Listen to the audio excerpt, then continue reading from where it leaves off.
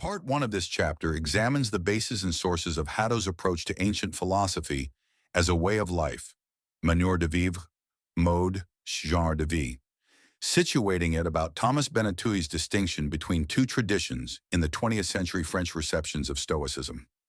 Part 2 addresses Haddo's reading of the Roman Stoic Epictetus, which provides what he terms the key to his conception of Stoicism as a lived philosophy. The notion of three exercise topics, or disciplines, those of action, assent, and desire, aligned with the three parts of Stoic philosophical discourse, those of ethics, logic, and physics. Part 3 examines Hadid's reading of Marcus Aurelius in this light, attentive particularly to Hadid's remarkable development of the notion of lived physics as he finds it in the Meditations. 1. Hadid's way of reading the ancients. Sources and context. For Hadith, to become a Stoic in the ancient world was not simply to agree to a set of theoretical claims or to learn to use a distinctive technical vocabulary. It was to undertake to deeply internalize Stoic theoretical discourse so that it could become one's own inner discourse, reshaping one's beliefs, motivations, and actions. Hadith 2010, A, 210-15.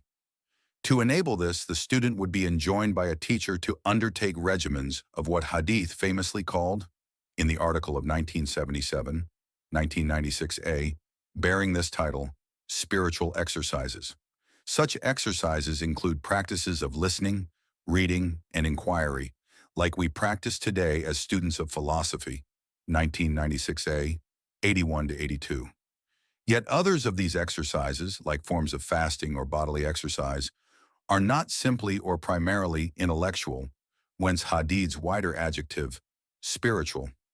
They instead aim at the therapy of the passions, 1996a, 83, 86, 94-95, or transforming students' perceptions of the world, cultivating what Hadith calls an objective spirit, capable of viewing particular experiences sub specie aeternitatis, 1996a, 95-101.